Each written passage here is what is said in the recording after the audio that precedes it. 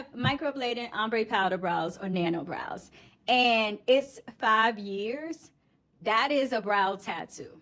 Okay, that means that it's been some skin scarring going on. Maybe the artist may have went too deep, but microblading should not be on your face for 5 years. Neither should powder brows and neither should nano brows. 5 years of something is permanent. That's not semi-permanent. Welcome to the Brows & Co. Show, your backstage pass to the world of brows, beauty, and business. I'm your host, Kechia Taylor, and I'm thrilled to have you with us for this weekly episode. Get ready to immerse yourself in the fascinating world of beauty trends, brow secrets, and the ins and outs of the beauty industry. Whether you're a beauty enthusiast, a business owner, or just curious about what goes on behind the scenes, you're in for a treat. So without further ado, let's explore the magic that happens when beauty meets business on the Brows & Co. Show. Welcome back to episode 3 of the Brows & Co. Show. I'm Kechia Taylor, CEO and franchisor of Brows & Company and your host for the Brows & Co. Show. So today I want to talk about a sticky subject, and it's all about researching, right? Researching who you are going to get your permanent makeup or your brow services done by. Okay, so, and the reason why I say it's like a sticky topic, because nobody really wants to discuss this, but I do, because I want to tell you the truth. Okay, when it comes to permanent makeup, tattooing, microblading, nano brows, and ombre powder brows, is considered semi-permanent, but it is a tattoo procedure. Okay, results can last anywhere from 12 to 18 months. Now you have microblading ombre powder brows or nano brows, and it's 5 years. That is a brow tattoo. Okay, that means that it's been some skin scarring going on. Maybe the artist may have went too deep, but microblading should not be on your face for 5 years. Neither should powder brows and neither should nano brows. 5 years of something is permanent. That's not semi-permanent. Microblading and ombre powder brows is done on the epidermis layer of the skin. It is semi-permanent. A regular tattoo is done in a hypodermis layer of the skin. That is permanent. So when you get a regular tattoo, that is permanent because it went into the hypodermis layer of the skin. When you get microblading or powder brows, that is semi-permanent because you're on top of the skin, the epidermis layer of the skin. Okay, so I just wanted to clarify that so that you understand when you are looking to get your brow procedure done. Nano brows is done in the basal layer, not the hypodermis, not the epidermis, but it kind of sits in the middle because it's more permanent than microblading, which means it lasts longer than microblading and ombre powder brows, but it's not a life sentence like a tattoo, like I said. But if you have brows and you're walking around and you still had those microbladed brows or powder brows or nano brows for 5 years, then you have a tattoo. The artist went too deep on your skin. So to avoid this, you, need to find an experienced artist, okay? An experienced artist. And it's okay if the artist is new. That doesn't mean that they're not experienced. They may be training under someone that's experienced, doing a mentorship under someone that's experienced. A junior artist has experience, they're just newer, okay? Now, a brand new artist, they still have some kind of experience, but you have to do your due diligence, okay? So you have to research the artist that you're going to and making sure that they show their work and their healed work, okay? Because the work that you get or the work that you see on Instagram or Facebook, the right after, that's not the healed results. That's not the end of the brows, okay? Everybody brows look fab when they first get the procedure done. The key is it's still gonna look fab 3 or 4 months down the line. Okay, so you want to be able to see healed results from that artist, and you want to be able to speak with the artist. If you call and the artist or the studio is not answering their phone, or you leave a message and they don't call you back, that's a red flag right there. Okay, because if you need them or you need to speak with them after the procedure, and they just can't call you back, why make an appointment with someone like that? That's an automatic red flag. Okay, yes, give them a chance to call you back. People are busy. Some people are working as a solo artist, so they may be doing a service and really can't respond to the phone or text right away, but they should be able to call you within 24 to 48 hours about the procedure that you're interested in. 3 is, if you are unsure, okay, you read the reviews, but you like, I don't know if I want them to. If you are, I don't know, then don't get that person to do your brows. If you like, I love the brows that they do, make sure that you can make an appointment for a consultation. Okay, when we do our consultations, we sit and we talk to you and we get familiar with you and what style of brows you want to do, and if we can make that happen for you. So don't be afraid to come in for a consultation or anywhere that you go.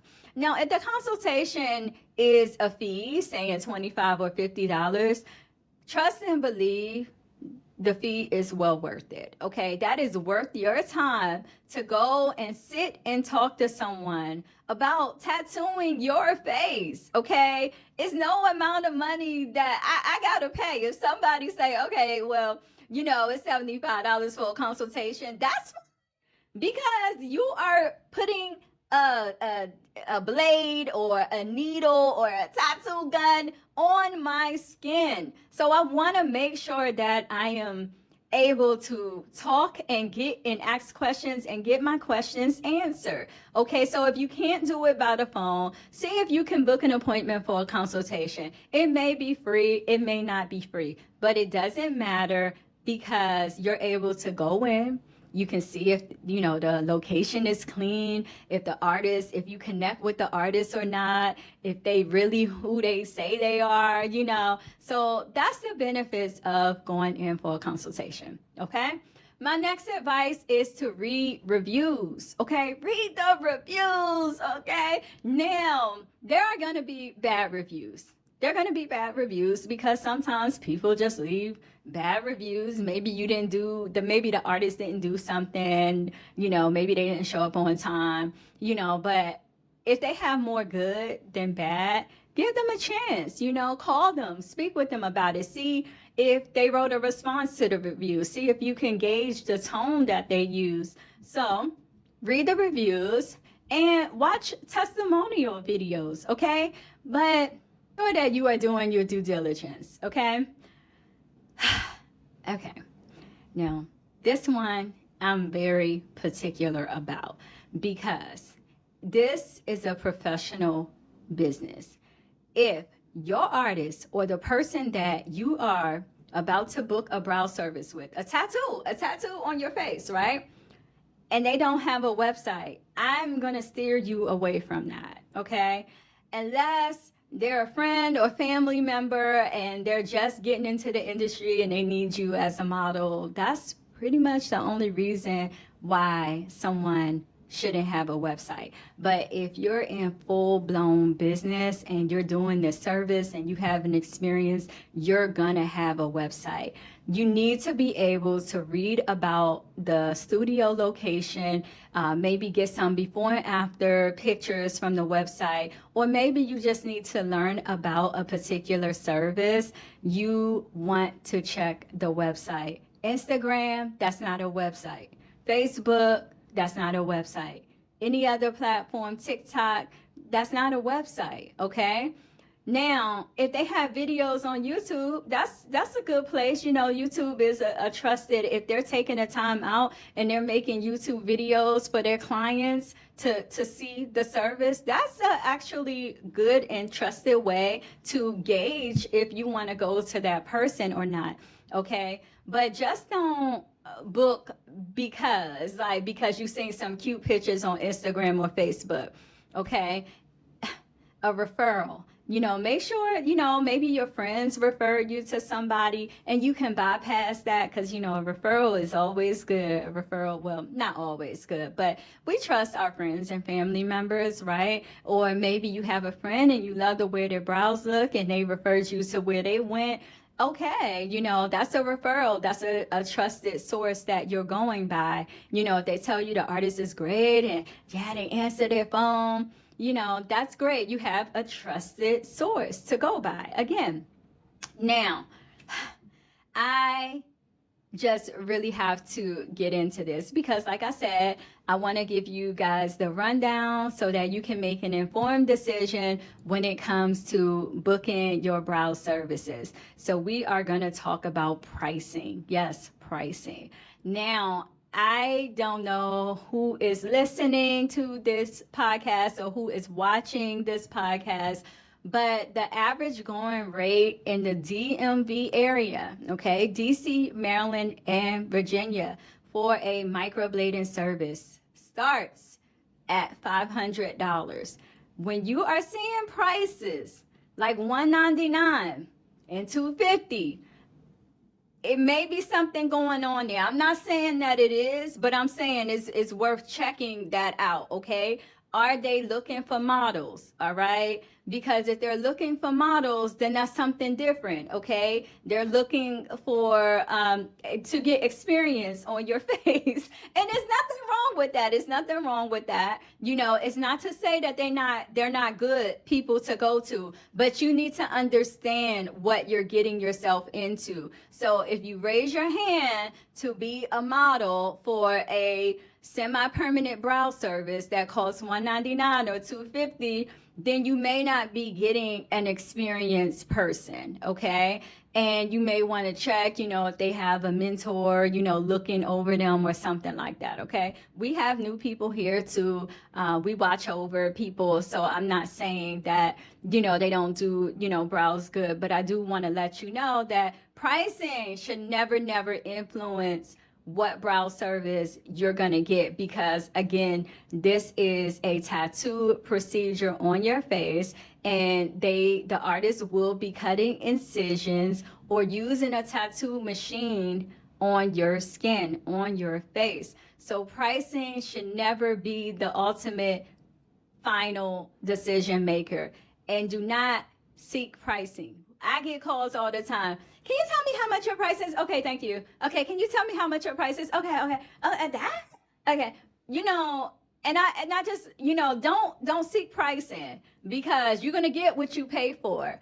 And we get a lot of corrective work that we have to do here because people made a decision off of pricing. Do not make your decision off of that. Again, if you're in the DMV area, microblading is going to be $500 upwards, depending on someone's experience. So you could be paying in the thousands if they have a lot of experience. All right. So you're paying for the experience. You are paying for the knowledge. Someone that has experience and knowledge, they're not going to have a low rate. Okay. And that's just what it is. They took what the classes that they were supposed to take, their master, license and certified. And so, yeah, they're going to be charging high rates. I know I do, so I'm not against somebody else doing it. But when you get into the lower rates, this is a high-end cosmetic procedure. So when you get into the lower rates, then you need to really start doing more research. Okay, so those are my tips and when selecting permanent makeup procedure and when you're searching around for a permanent makeup artist or studio to do your services. If you're interested in our services here at Brows & Company, you know where to find me. I'm Kechia Taylor, CEO of Brows & Company and your host of the Brows & Co Show. You can always visit Brows & Company at www.browsandcompany.com to learn more. And I'll see you next week. New topic, new episode.